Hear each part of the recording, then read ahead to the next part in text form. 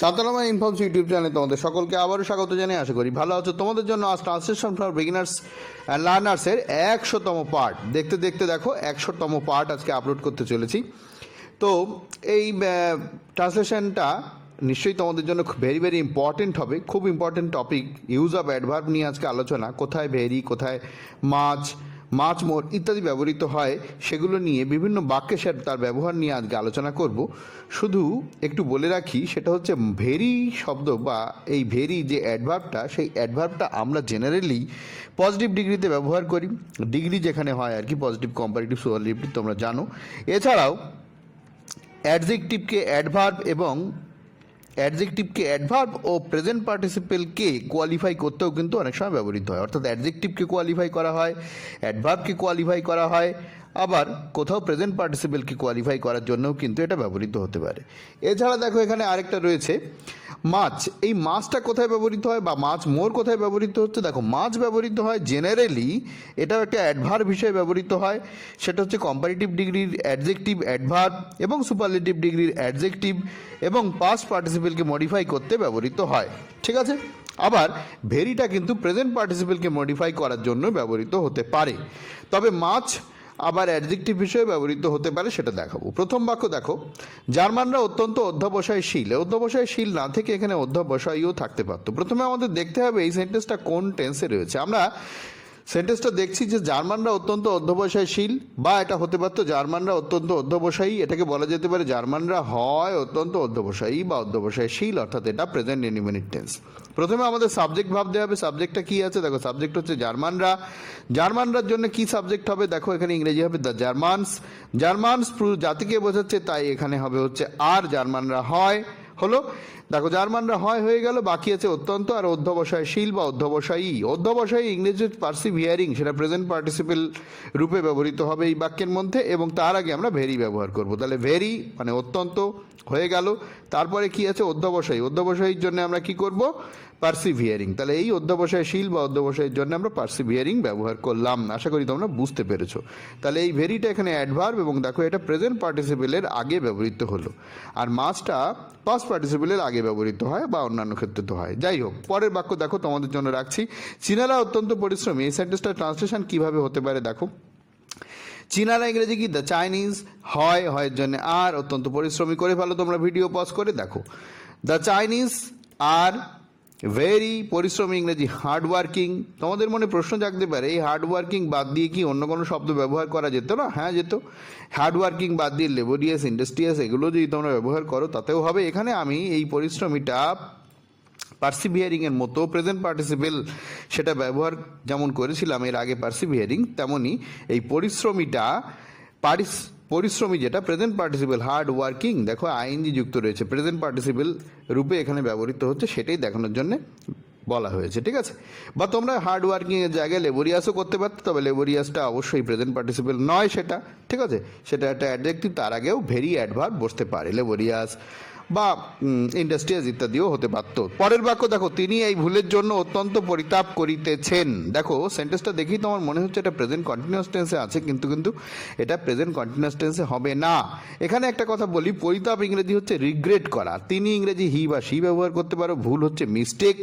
অত্যন্ত পরিতাপ করছেন, তাহলে কিভাবে হচ্ছে? দেখো, সেন্টেন্সটা কিভাবে আমরা করতে পারি একটু খেয়াল করো। দেখো, প্রথম যেটা আমরা করব, প্রথমে আমরা সাবজেক্ট আনবো। সাবজেক্টটা কি? তিনি, তিনির জন্য হি বা সি হলো। আচ্ছা, এরপরে আমরা ভার্ব আনবো। ভার্বটা কি? পরিতাপ করা। পরিতাপ করা ইংরেজি একটু আগেই বললাম রিগ্রেট ব্যবহার করতে হবে। কিন্তু এটা দেখো প্রেজেন্ট কন্টিনিউয়াস টেন্সের মতো রয়েছে যদিও, কিন্তু এটা প্রেজেন্ট ইনডিফিনিট টেন্সে হবে। অনেক সেন্টেন্সই প্রেজেন্ট কন্টিনিউয়াসের মতো মনে হয়, কিন্তু আমাদের প্রেজেন্ট ইনডিফিনিট টেন্সে করতে হয়। তাহলে রিগ্রেট, তার সাথে এস যুক্ত হবে, তার কারণ হচ্ছে he third person singular number, তাই রিগ্রেটের সাথে এস যুক্ত করলাম। আশা করি তোমরা বুঝতে পেরেছো। তাহলে হি রিগ্রেটস এর অর্থই হচ্ছে তিনি পরিতাপ করছেন। ঠিক আছে, দুঃখ করছেন এরকম বোঝাচ্ছে। আচ্ছা, করিতেছেন এটা কিন্তু আবার সাধু ভাষায় রয়েছে। যাই হোক, আমি তো সাধু এবং চলিত বিভিন্ন ভাষাতেই সেন্টেন্স তোমাদের সামনে রাখি, ট্রান্সলেশন করে দেখাই। যাই হোক, হি রিগ্রেটস মানে তিনি পরিতাপ করিতেছেন। আচ্ছা, কি পরিতাপ করছেন?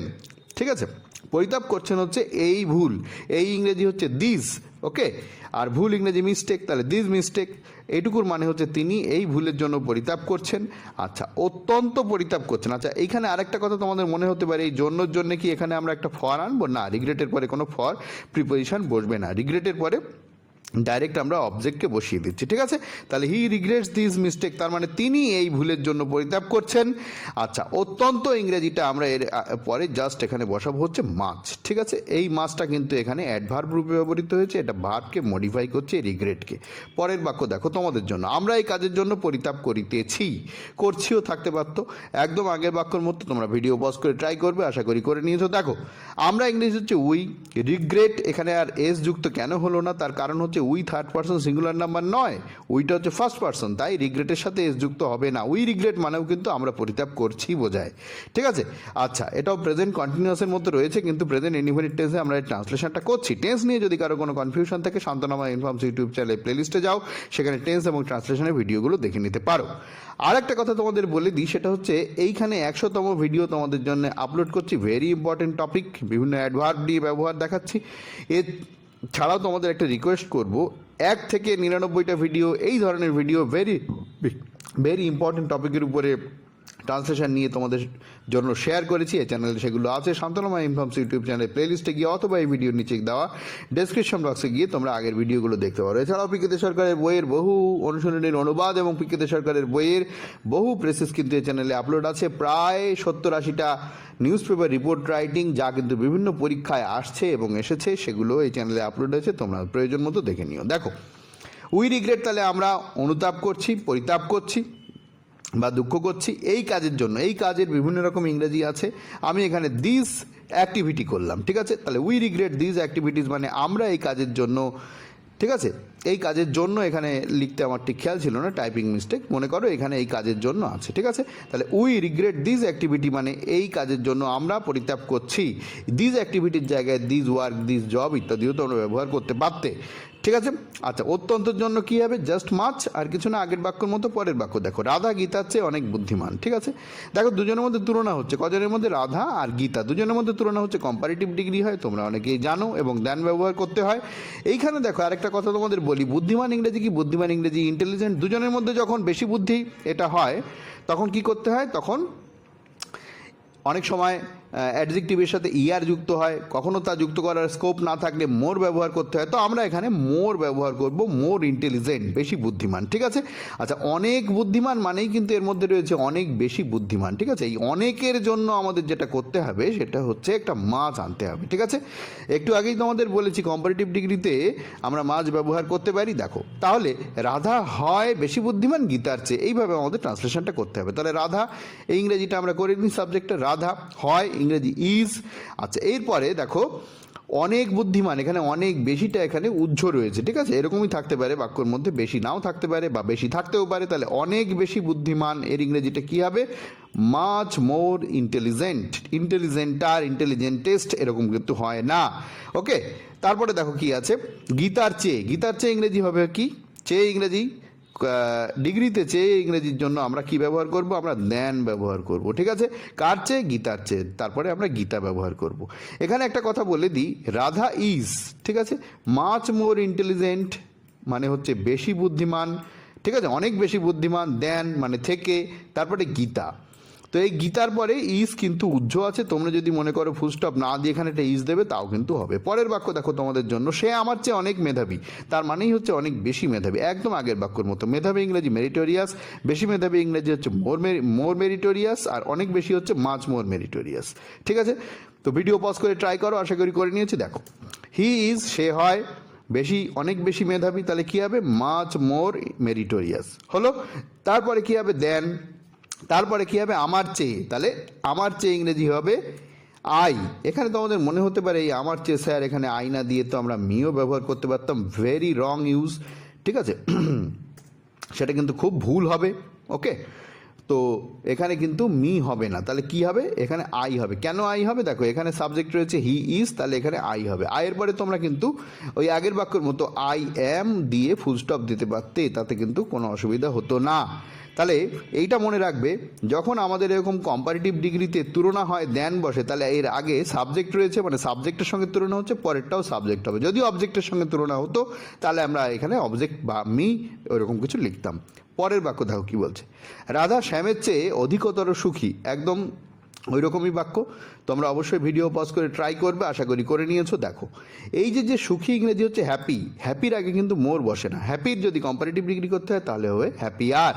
ওকে, তাহলে দেখো এটা কিভাবে করা যেতে পারে, রাম শ্যামের চেয়ে অধিকতর সুখী, মানে অধিকতর বেশি সুখী। দেখো কি হচ্ছে, রাম ইজ, রাম হয় প্রেজেন্ট ইনডিফিনিট টেন্সেই রয়েছে আগেরটার মতো, শ্যামের চেয়ে অধিকতর সুখী। তাহলে অধিকতর সুখী এটা কি করব, দেখো এটা করব আমরা মাচ হ্যাপিয়ার। মাচ মোর আর লাগলো না, তার কারণ এই মোরটা আমরা দিচ্ছিলাম কম্পারেটিভ ডিগ্রি বোঝানোর জন্য। যেহেতু এখানে হ্যাপি আর, হ্যাপি থেকে হ্যাপি আর হয়, তাই আর মোর আমরা ব্যবহার করলাম না, কিন্তু মাছ তো আনতেই হবে, যেহেতু এটাকে আমরা জোর দিচ্ছি অনেক বেশি সুখী। এই যে জোর দেওয়াটা হচ্ছে অধিকতর সুখী, মানে অনেক বেশি সুখী, এর জন্য আমাদের এই মাছটা আনতে হচ্ছে। আশা করি তোমরা বুঝতে পেরেছো, ঠিক আছে। আচ্ছা, তাহলে রাম ইজ মাচ হ্যাপিয়ার, তার মানে রাম হয় অনেক বেশি সুখী কার চেয়ে, চেয়ের জন্য আমরা দেন দেব শ্যামের চেয়ে, তাহলে শ্যাম। এরপরে দেখো শ্যাম ইজ, শ্যাম শুধু বললেই হয়, আবার আমরা এখানে ইজও দিয়ে দিতে পারি, শ্যাম দেন শ্যাম ইজ, মানে শ্যাম যতটা সুখী তার চাইতে রাম বেশি সুখী।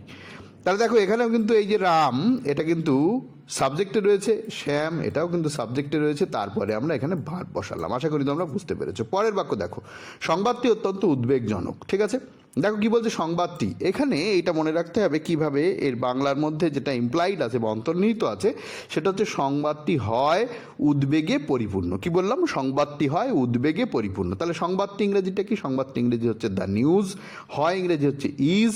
এখানে তো আমাদের প্রশ্ন জাগতে পারে, নিউজ এখানে এস রয়েছে, তাহলে কেন স্যার আপনি ইজ ব্যবহার করলেন? অনেক শব্দ আছে যার পরে এস থাকলেও সেটা সিঙ্গুলার হিসেবে ব্যবহৃত হয়, নিউজ মানেও কিন্তু তাই। নিউ মানে হচ্ছে নতুন, নিউর সঙ্গে যখন এস যুক্ত হয় তখন তার সম্পূর্ণ মানে চেঞ্জ হয়ে যায় এবং তার মানে হয় খবর। ওকে, তাহলে হচ্ছে দ্য নিউজ ইজ, মানে সংবাদটি হয় পরিপূর্ণ, ইংরেজি কী হবে, ফুল। আচ্ছা, কিসে পরিপূর্ণ, তার জন্য একটা লিঙ্ক আমাদের প্রিপোজিশন আনতে হয়, পরিপূর্ণ যে ফুল অফ ব্যবহার করতে হয় তোমরা জানো। তাহলে the news is full of, তার মানে সংবাদটি হয় পরিপূর্ণ। কিসে পরিপূর্ণ, অত্যন্ত উদ্বেগ। উদ্বেগ ইংরেজি অ্যাংজাইটি, আর অত্যন্তর জন্য আমরা মাচ অ্যাংজাইটি ব্যবহার করব। দেখো এই অ্যাংজাইটি এটা কিন্তু নাউন, এর আগে এটা মাছটা অ্যাডজেক্টিভ রূপে ব্যবহৃত হয়েছে। পরের বাক্য দেখো কি বলছে, আপনি নিমন্ত্রণ রক্ষা করলে আমরা অত্যন্ত বাধিত হব। কি বলছে, আপনি নিমন্ত্রণ রক্ষা করলে আমরা অত্যন্ত বাধিত হব। এইখানে এই বাক্যটার মধ্যে যেটা ইমপ্লাইড আছে বা অন্তর্নিহিত আছে সেটা হচ্ছে আপনি যদি দয়া করে নিমন্ত্রণ রক্ষা করেন তাহলে আমরা অত্যন্ত বাধিত হব। এখানে যেটা বুঝতে হবে সেটা হচ্ছে আমরা অত্যন্ত বাধিত হব, এটা ফিউচার ইনডিফিনিট টেন্সে আছে, ফিউচার ইনডিফিনিট টেন্সে আছে। আর আপনি নিমন্ত্রণ রক্ষা করলে এটাও কিন্তু তোমার মনে হচ্ছে ফিউচার ফিউচার, কিন্তু এটা কিন্তু প্রেজেন্ট ইনডিফিনিটে আমাদের করতে হবে। আশা করি বুঝতে পেরেছো। আর একটা যদিও আমাদের আনতে হবে, এর মধ্যে যদিও যদি শব্দটা নেই তবুও আমাদের আনতে হবে। আর এই ধরনের সেন্টেন্স আমরা পেছন দিক থেকে ট্রান্সলেশনটা করব। ঠিক আছে, তাহলে প্রথম আমরা যেটা করব, তবে সামনের দিক থেকে ট্রান্সলেশন যে করা যায় না তা না, করা যায় পেছন দিক থেকে করলে আর কি, সেই রকমই আমরা করে থাকি বা ভালো হয়। আমরা অত্যন্ত বাধিত হব, এই ইংরেজিটা কী হবে, বাধিত ইংরেজি হচ্ছে অবলাইজড, ওটা হচ্ছে পাস্ট পার্টিসিপল, তার আগে আমরা মাছ ব্যবহার করতে পারি। তাহলে আমরা ইংরেজি হচ্ছে উই, হব ইংরেজি হচ্ছে শ্যাল বি, তাই না? উইয়ের পরে উইল বসে না, উইয়ের পরে শ্যাল বসে, সাধারণত উইল বসে যখন জোর দেওয়া হয়। তাহলে উই শ্যাল বি মানে আমরা হব, কি হব, বাধিত। তার আগে দেখো কি আছে, অত্যন্ত। তাহলে বাধিত, আমি একটু আগে বলেছিলাম পাস্ট পার্টিসিপল যদি হয় তার আগে মাচ এই অ্যাডভার্বটা ব্যবহৃত হয়। তাহলে বাধিত ইংরেজি হচ্ছে অবলাইজড, তার আগে কি প্রিপোজিশন কি অ্যাডভার্ব বলবে, মাচ।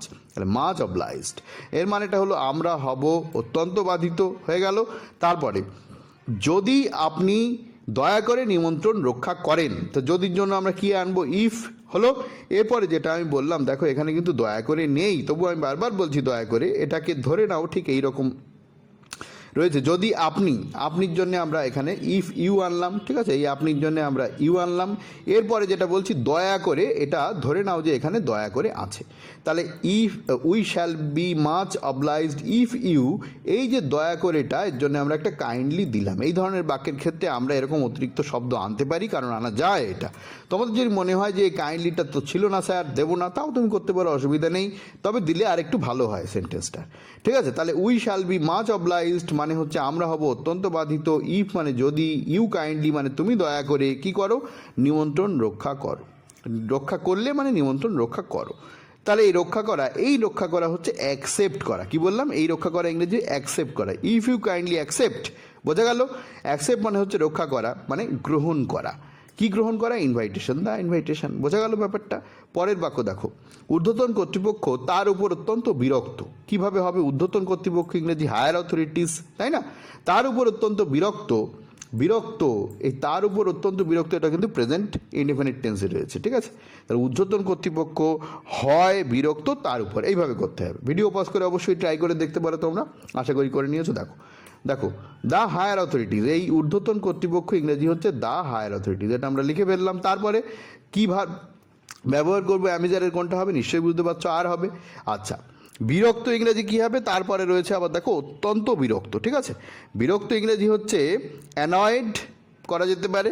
আচ্ছা, অত্যন্ত বিরক্ত, অ্যানয়েড, এটাও কিন্তু পাস্ট পার্টিসিপেল। আর অত্যন্ত বিরক্ত, এই অত্যন্তের জন্য আমরা মাছ ব্যবহার করবো, পাস্ট পার্টিসিপেলের আগে মাছ অ্যাডভার্ব ব্যবহৃত, একটু আগেই বেশ কতগুলো উদাহরণ তোমাদের দিয়েছি। তাহলে আর মাছ অ্যানয়েড, এই মাছ অ্যানয়েড, তাহলে এইটুকুর মানে কি হচ্ছে, দ্য হায়ার অথরিটি ঊর্ধ্বতন কর্তৃপক্ষ, আর মাছ অ্যানয়েড মানে ঊর্ধ্বতন কর্তৃপক্ষ অত্যন্ত বিরক্ত, তার উপরে এইটুকু আমাদের বাকি রয়ে গেছে, সেটুকু করে ফেলতে পারলেই হয়ে যাবে। অ্যানয়েডের পরে সবসময় উইথ প্রিপোজিশন বসে। কি প্রিপোজিশন বসে, উইথ। তাহলে উইথ ইউ, তোমার উপর ইংরেজি অন ইউ নয়, উইথ ইউ। কিছু কিছু ভার্ব আছে, কিছু কিছু শব্দ আছে যে শব্দগুলোর সঙ্গে বিশেষ কিছু প্রিপোজিশন বসে, সেটা দেখো অ্যানয়েড, এটা কিন্তু অ্যানয় থেকে অ্যানয়েড, পাস্ট পার্টিসিপেল অ্যানয় ভার্বের, ঠিক আছে, তার সঙ্গে আমাদের উইথ এই প্রিপোজিশনটা বসাতে হবে বা বসে। আশা করি তোমরা বুঝতে পেরেছো। ভিডিও ভালো লাগলে একটা লাইক করে দিও, আর কেমন লাগলো তোমরা জানিও, আরও কি প্রয়োজন কমেন্ট করে জানিও, সময় পেলে অবশ্যই প্রোভাইড করবো। দেখা হবে পরের ভিডিও, ভালো থেকো।